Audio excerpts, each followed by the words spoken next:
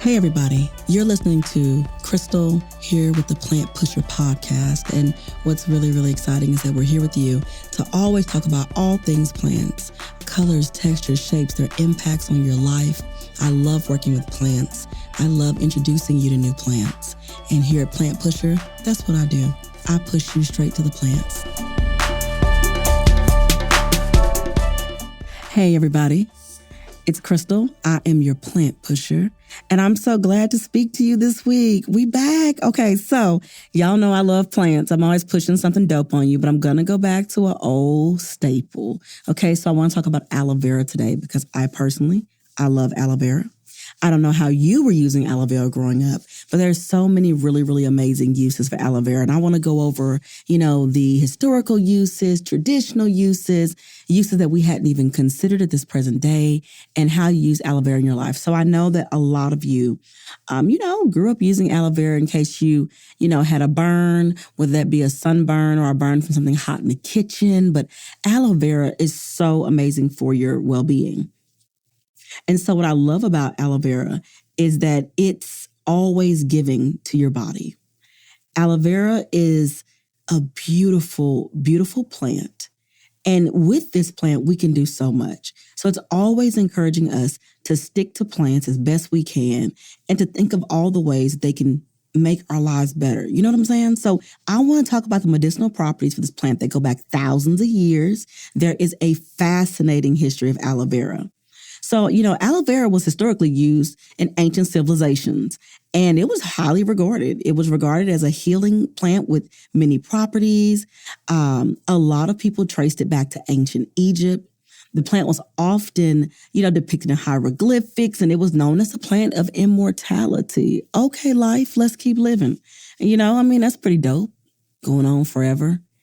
Although aloe vera doesn't last forever, you still have to take care of it and water it lightly and keep the soil just dry enough for it to not, be soggy and die. But you got to be careful because you also can't leave it out in desert conditions where it's extremely hot because it will weaken. So it still needs love. But with aloe vera, the use spread to other ancient civilizations, into Greece and into other places, and they recognize its medicinal value. They use it to, just like we do, to treat wounds and burns and even digestive issues, much like what we do today. But aloe vera was mentioned in the writings of a famous Greek philosopher. You know who Aristotle is. Okay, he had his finger on the pulse. He knew what time it was. It was aloe vera time. Okay? So as aloe vera's popularity, just continued to grow in the Roman Empire, a lot of the naturalists, they documented that aloe vera was used in famous works like the Naturalist Historia. They praised the ability for it to heal the wounds, to soothe skin irritations, and even to treat gastrointestinal disorders. So aloe vera was used by the Romans as well. And, when you're out there in battle, honey, we need something quick to help you heal well. So for me, aloe vera is still used in a lot of the same ways. I use it on my family and friends, whether they're moisturizing hair or skin, soothing a burn, drinking it in their water, drinking the juice for intestinal optimization. Aloe vera is my go-to staple personally. But as aloe vera's, uses went on, they used it and it started spreading to other parts of the world like China. Because in China, it was known as the harmonious remedy. It was used to treat ailments like skin conditions, digestive issues, and even hair loss. But aloe vera was also used in Indian medicine, where it was believed to balance the body's doshas and promote overall balanced well-being. And y'all know how I feel about the balance, okay? So remember that even in the modern era, we're still using aloe vera. And you can grow it right there in your home, in a pot, in your yard, you name it. But it's widely used once again in skincare products, in lotions and in creams and gels. It's also known for its ability to moisturize the skin and to reduce inflammation and promote healing. So I think that as we look at aloe vera, you want to I love grabbing a huge aloe vera leaf, and a lot of times I will fillet it, just like you hear the words fillet, the way you think about cutting something else you enjoy to devour into your beautiful being. And so I fillet my aloe vera. I use the skin for different things. I use the actual gel inside for other items like, conditioner and healing wounds and things of that nature. So I like to use the entire plant. I also will steep the leaves and create a beautiful tea with them because gastrointestinal health is everything. And so if you're not ensuring that your gut, which is your second brain, is working to its highest function and its level of optimization, then you might be missing out. Okay? So that's another really, really dope thing to consider. So I really, really love aloe for those very reasons. I think as people, you have to be mindful because sometimes we get really, really far removed from the things that nature gives us. And I just love aloe vera for that special reason.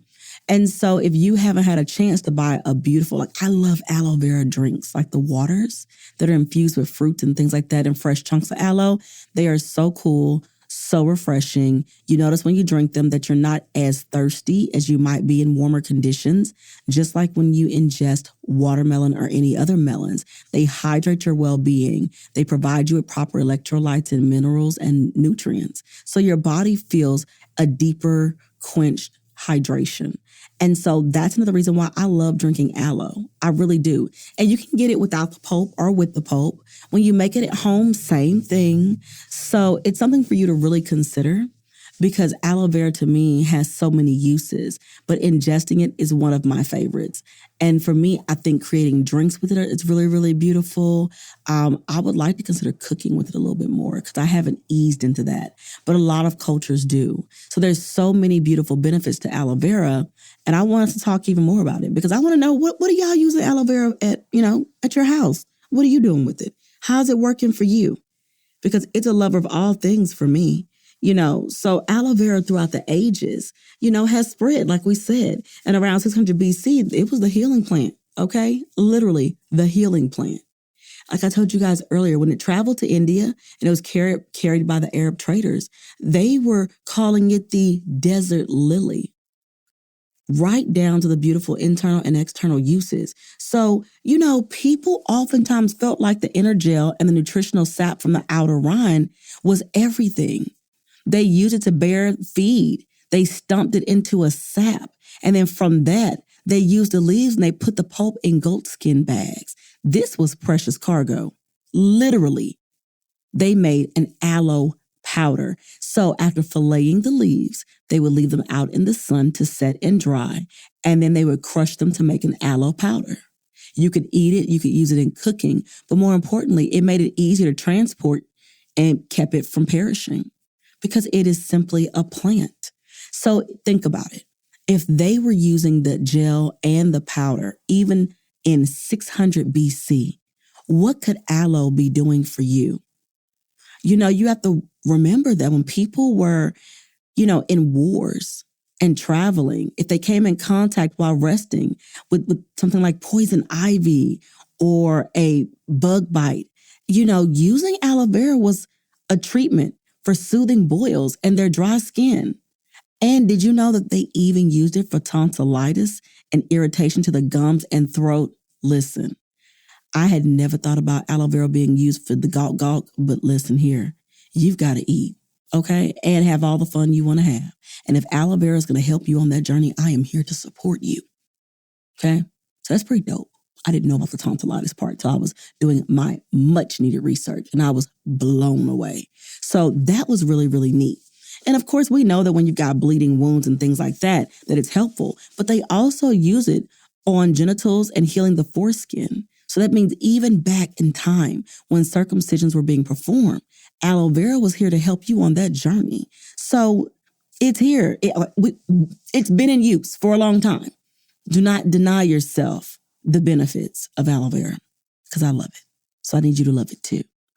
I was thinking about even cutting some up and freezing it and then dropping it into glasses once you make like a lemonade or something special, like a special drink you like at home. So it's cold like an ice cube, but boom, you're going to get all these nutrients in your beautiful drink. So that's another thing I was thinking of for me. But I want people to remember that we don't have to always look beyond, just where we're at. Sometimes nature around us is providing what you need. And so outside of the burns and things of that nature, aloe vera was thought at one point in time to maybe have a slightly bitter taste. But once they found a way to excrete it and to purify it by straining it and getting out any type of debris or particles. They had some go-go juice on their hands. Okay, we're guzzling the gorgeousness of the plants. So like I told you, I drink aloe vera juice too. If you haven't tried it, get some. Okay, go to your favorite store. You can go to a natural grocery store, your regular grocery store. You can find it little side stores near your home, but it's amazing. So another thing that you want to remember is that aloe vera had an extremely deep history. And during the 15th century, when there was rapid growth and like exploration, people traveling the world, going all around from like Portugal, Spain, France, Britain, parts of Africa, they brought aloe vera back to their quote unquote new world. And they passed it around in Central America, the West Indies, California, Texas, and Florida. And this is why you have so many aloe vera plantations all throughout different parts of the world now, especially in warmer climates, because the plant was brought and it could be, truly rooted and planted elsewhere as long as conditions were favorable. I quite frankly grew up with some very large aloe vera plants. I do mean large. I mean, I'm talking 4 feet by 4 feet. I mean, they were massive in our yards. So it was so beautiful. And in modern day medicine, I really feel like aloe vera has almost lost its reputation. I mean, it could have been the end of aloe vera history, but people found that aloe vera didn't lose its potency for healing. People just forgot how valuable it was. So the pulp in the aloe was most effective when it's fresh. It was down to oxidation that really, really, really impacts and hinders the healing properties of the plant.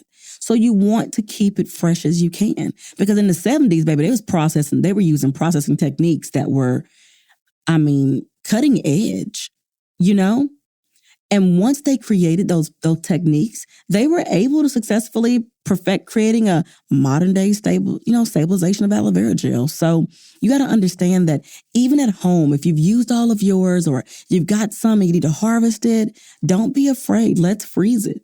Let's find a new way to take care of it. Let's hold on to what you need even in those cold months so you can not only hydrate your face, your skin, your hair, you can heal a burn, you can take care of yourself. And it's all because the early Egyptians believed that aloe vera had been a beneficial plant for humankind for centuries. And so we want to pass that on to you. Don't forget, drink it, apply it, and use it, because aloe vera is here to make sure that it is lubricating and hydrating all parts of you. And that's what your body needs from plants. It needs the goods. So don't ever forget, put some respect on it, because aloe vera is the plant that keeps on giving. The hieroglyphics told you so. I'm Crystal. I am your favorite plant pusher, and I can't wait to talk to you again. Stay tuned.